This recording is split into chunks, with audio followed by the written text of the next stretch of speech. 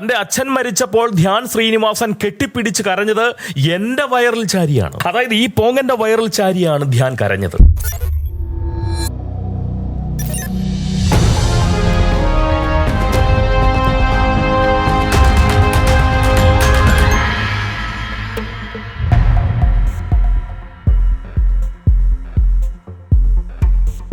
ഈ മരണത്തോളം ഒരു മനുഷ്യനെ നിസ്സഹായനാക്കുന്ന മറ്റൊരു ജീവിതാവസ്ഥയുമില്ല, അല്ലേ? ഇനിയും മരിക്കാത്തവൻ എന്ന നിലയിൽ മരണം പകരുന്ന നിസ്സഹായതയെപ്പറ്റി പറയാൻ പോങ്ങൻ യോഗ്യനല്ല എന്ന് ചിലരെങ്കിലും വിചാരിക്കുന്നുണ്ടാവാം. അങ്ങനെ വിചാരിക്കുന്നവരോട് പറയാം, ഞാനല്ല, പരേതനായിട്ടുള്ള ശ്രീനിവാസൻ തന്നെയാണ് എന്നോടത് പറഞ്ഞത്. പോകാൻ എന്തെങ്കിലും നിവൃത്തി ഉണ്ടായിരുന്നെങ്കിൽ വെള്ള പുതച്ചു നടക്കുന്ന ഇവനെ ഞാൻ വെള്ള പുതപ്പിച്ച് അവന്റെ തിണ്ണയിൽ ഇപ്പൊ കിടത്തിയേനെ. പക്ഷെ എന്തു ചെയ്യാം, ഞാൻ നിശേഷം മരിച്ചു പോയില്ലേ പോകാം.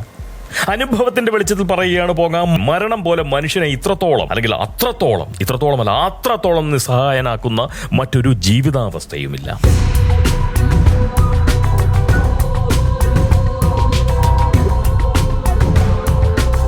മുതലമട സുനിൽ സ്വാമിയെ നോക്കിക്കൊണ്ടാണ് വെള്ള പുതച്ച് കിടക്കുന്ന ശ്രീനിവാസൻ ഈ പോങ്ങനോട് അങ്ങനെ പറഞ്ഞത്.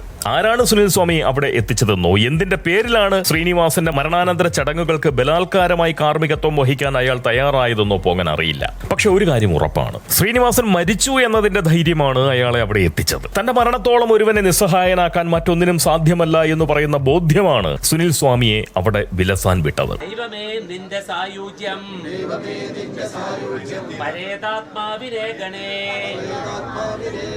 ഒന്ന് പറയാം, സുനിൽ സ്വാമിയുടെ സാന്നിധ്യം സമ്മാനിച്ചിട്ടുള്ള അവഹേളനാക്രമണത്തിൽ നിന്ന് ശ്രീനിവാസന്റെ പരേതാവസ്ഥയെ രക്ഷിക്കാൻ സംസ്ഥാനത്തിന്റെ ആചാര വെടികൊണ്ടുപോലും സാധിച്ചില്ല എന്നതാണ് സത്യം. അതുപോട്ടെ, അതൊരു മരണ വീടാണ്. സ്വാഭാവികമായും സ്വഭാവശുദ്ധി നോക്കി സന്ദർശകരെയൊക്കെ തരംതിരിക്കാൻ അവിടെ സാധിച്ചേക്കില്ല. അത് ശരിയുമല്ല. സുനിലിനെ പോലെ നാണവും മാനവും ഇല്ലാത്ത ഒരു വഞ്ചക ബുദ്ധൻ തീർച്ചയായും അവിടെ എത്തുന്നതിൽ എനിക്കൊട്ടും തന്നെ അതിശയം തോന്നുന്നില്ല. കാരണം മരിച്ചത് ശ്രീനിവാസനാണ്. അതുകൊണ്ട് തന്നെ മലയാള ചലച്ചിത്ര ലോകത്തെ താരങ്ങൾ മാത്രമല്ല, ഭരണാധികാരികളും താരപ്പകിട്ടുള്ള നേതാക്കളും മാത്രമല്ല, സാമൂഹ്യ സാംസ്കാരിക സാഹിത്യ കലാകേരളത്തിലെ താരങ്ങളെല്ലാം തന്നെ അവിടെ എത്തിച്ചേർന്നിരിക്കുമെന്ന് സുനിലിന് വളരെ നന്നായിട്ട് അറിയാം. തട്ടിപ്പും വെട്ടിപ്പും ഒക്കെ ഉപജീവന മാർഗമാക്കിയ ഏതൊരാളെ സംബന്ധിച്ചും സമൂഹത്തിലെ ഉന്നത സ്ഥാനീയർ അവരൊക്കെ അങ്ങനെ സന്നിഹിതരാവുന്ന ഒരിടത്ത് സ്വന്തം ശരീരം എത്തിക്കുക എന്നത് ഭാവി തട്ടിപ്പിനുള്ള അവരുടെ ആ ഒരു മൂലസാന്നിധ്യം കണ്ടെത്തുന്നതിന് തുല്യമായിട്ടുള്ള പ്രവൃത്തിയാണ്. മൂലധനം പോലെ മൂലസാന്നിധ്യം അത് കണ്ടെത്തുന്നതിനുള്ള പ്രവൃത്തിയാണ്. അതൊരു മൂലധനമാണ്. വെള്ള പുതച്ച തന്റെ ശരീരത്തെ വെള്ള പുതച്ച് കിടക്കുന്ന ശ്രീനിവാസന്റെ വീട്ടിൽ ഈ സുനിൽ എത്തിച്ചത് മൂലസാന്നിധ്യം എന്ന നിലയിൽ കണ്ടുകൊണ്ടാണ്. തളർത്താനോ തകർക്കാനോ ആവാത്ത നിലയിൽ ഇതിനോടകം സുനിൽ പ്രബുദ്ധ കേരളത്തിൽ വളർന്നു കഴിഞ്ഞുവെങ്കിൽ പോലും ഇത്തരം സാന്നിധ്യം പകരൽ ഭാവിയിൽ നടത്തേണ്ടതായിട്ടുള്ള മുന്തിയ ഉഡായിപ്പുകൾക്ക് ഗുണം ചെയ്യുമെന്ന് അയാൾക്ക് വളരെ നന്നായിട്ട് അറിയാം. കാരണം നമ്മൾ മലയാളികൾ പൊതുവെ കനത്താസനം താങ്ങുന്ന ഒരു സമൂഹമാണ്, അല്ലേ? നിങ്ങൾ എന്നോട് കെറിവിച്ചിട്ട് കാര്യമില്ല, അത് സത്യമാണ്. വലിയൊരു വസ്തുത ചെറിയൊരു ഉദാഹരണത്തിലൂടെ പോകണമെന്ന് പറയാം. അതായത് ശ്രീനിവാസന്റെ ഭൗതിക ശരീരത്തിന് മുന്നിൽ കരച്ചിലോടുകൂടി ഇരിക്കുന്ന ധ്യാൻ ശ്രീനിവാസനെ നമ്മളൊക്കെ കണ്ടു. ഈ പോങ്ങൻ അവിടെ ചെന്ന് ധ്യാനിന്റെ അടുത്തേക്ക് പതിയെ നുഴഞ്ഞു കയറി അദ്ദേഹത്തിന്റെ തൊട്ടടുത്തായിട്ട് അങ്ങ് നിലയുറപ്പിക്കുന്നു എന്ന് നിങ്ങളൊന്ന് സങ്കല്പിക്കുക. തൊട്ടടുത്തായിട്ട് ധ്യാൻ അവിടെ കരഞ്ഞുകൊണ്ടിരിക്കുന്നു. പതിയെ നുഴഞ്ഞു കയറി ധ്യാനിന്റെ തൊട്ടടുത്ത് ചെന്ന് പോങ്ങൻ അങ്ങ് നിൽക്കുകയാണ്. ധ്യാനിനെ ഒരു പരിചയവുമില്ല, ആ മനുഷ്യനെ കണ്ടിട്ടേയില്ല, ധ്യാൻ എന്നെ ഒന്ന് നോക്കുന്നു പോലുമില്ല. ഞാനവിടെ അങ്ങനെ നിൽക്കുകയാണ്. അതായത് വളരെ ആഴത്തിലുള്ള വേദന അങ്ങനെ കടിച്ചമർത്തിയെന്നോണം ധ്യാനിന്റെ അടുത്ത് അങ്ങനെ നില ഉറപ്പിച്ചിരിക്കുകയാണ്. കരുതി കൂട്ടി ആലോചിച്ചുറപ്പിച്ച് മനഃപൂർവ്വം. ആ നിമിഷം അച്ഛനെ കുറിച്ചുള്ള ഓർമ്മകളിൽ ധ്യാൻ ഒന്ന് പൊട്ടിക്കരഞ്ഞു പോയി എന്ന് കൂട്ടുക. ഒട്ടും അമാന്തം കൂടാതെ ധ്യാനിന്റെ തല പിടിച്ച് ഞാൻ എൻ്റെ ശരീരത്തിലേക്ക് ആശ്വസിപ്പിക്കുന്ന പോലെ ചേർത്തു പിടിക്കുകയാണ്. അത്രമാത്രം. അത് മതി. നാലുപാടും ക്യാമറയുമായി മാപ്രകൾ നിൽപ്പുണ്ടല്ലോ, എനിക്കത് മതി. ആ ഒരു നിമിഷത്തെ ചിത്രമാക്കിക്കൊണ്ട് ശകലം സാഹിത്യത്തിന്റെ അകമ്പടിയോടുകൂടി സാമൂഹ്യ മാധ്യമങ്ങളിലൂടെ ഞാനതങ്ങ് പ്രദർശിപ്പിച്ചാൽ മാത്രം മതി. എൻ്റെ സാമൂഹ്യ മൂല്യം സ്വല്പം ഉയരും. സ്വല്പമല്ല, അല്പം അധികം അങ്ങ് ഉയരും. എന്നെ കേൾക്കാൻ ഇവിടെ അല്പം കൂടി ആളുകൾ വരും, അല്പം കൂടുതൽ ആളുകൾ വരും. അതാണ് സത്യം. എന്നാൽ എൻ്റെ മഹത്വം ഉയരുന്നുണ്ടോ? ഇല്ല. അതുവരെയുള്ള ആ ഞാൻ തന്നെയാണ് അപ്പോഴും. ഞാൻ പഴയ പോങ്ങൻ തന്നെ, അല്ലേ? അതെ. പിന്നെന്താണ് എൻ്റെ സ്വീകാര്യത കൂടാൻ കാരണം? അതിന് കാരണമുണ്ട്. തന്റെ അച്ഛൻ മരിച്ചപ്പോൾ ധ്യാൻ ശ്രീനിവാസൻ കെട്ടിപ്പിടിച്ച് കരഞ്ഞത് എന്റെ വയറിൽ ചാരിയാണ്. അതായത് ഈ പോങ്ങന്റെ വയറിൽ ചാരിയാണ് ധ്യാൻ കരഞ്ഞത്. അത് ലോകം കണ്ടു. ഞാനായിട്ട് അത് എൻ്റെ നിലയിൽ പ്രദർശിപ്പിക്കുകയും ചെയ്തു. അപ്പോൾ ധ്യാനിന്റെ ആരാധകരുടെ ഇഷ്ടത്തിന് അല്പസ്വല്പം പാത്രമാവാൻ എനിക്കത് വഴി സാധിക്കില്ലേ? സാധിക്കും. സെലിബ്രിറ്റികൾക്കിടയിലൊക്കെ അത്യാവശ്യം പ്രിയവും പിടിപാടുമൊക്കെ ഉള്ളവനാണ് ഈ പോങ്ങൻ എന്ന് പറയുന്ന ഒരു ധാരണ പൊതുസമൂഹത്തിൽ അങ്ങനെ അങ്ങോട്ടേക്ക് പരകില്ലേ, അല്ലെങ്കിൽ പടരില്ലേ? പടരും. എന്നാൽ പിന്നെ ഇവനെ അംഗീകരിക്കാതിരിക്കേണ്ട കാര്യം എന്താണ് എന്ന് പ്രബുദ്ധ സമൂഹം അങ്ങ് ചിന്തിച്ചു പോവില്ലേ? ചിന്തിക്കും. എന്റെ സാമൂഹ്യ മൂല്യം ഉയരും. ഈ മോഹൻലാൽ, മമ്മൂട്ടി, സുരേഷ് ഗോപി, പിണറായി വിജയൻ, ശശി തരൂർ, രാജീവ് ചന്ദ്രശേഖരൻ, സഞ്ജു സാംസൺ, അല്ലെങ്കിൽ സമസ്ത രംഗത്തും പ്രവർത്തിക്കുന്ന ഉന്നത സ്ഥാനീയരായിട്ടുള്ള താരങ്ങൾക്കൊപ്പം നിൽക്കുന്ന ഒരു ചിത്രം സംഘടിപ്പിക്കാനായാൽ പോങ്ങന്റെ മൂല്യം എത്രയോ അധികം പിന്നെയും ഉയരും. പോങ്ങന്റെ വിശ്വാസ്യത വർദ്ധിക്കും, എത്രയോ അധികം വർദ്ധിക്കും, ഇല്ലേ? സംസ്ഥാനത്തിലെ എണ്ണപ്പെട്ട സാംസ്കാരിക നായകരിൽ ഒരുവനായി പോങ്ങനെ വാഴ്ത്താൻ നിങ്ങളൊക്കെ നിർബന്ധിതരാവും അങ്ങനെ വന്നാൽ. എന്നാൽ ഞാനത് ചെയ്യുന്നില്ല. അങ്ങനെ ചെയ്യുന്നവരെ സമൂഹം തിരിച്ചറിയുന്നുമില്ല.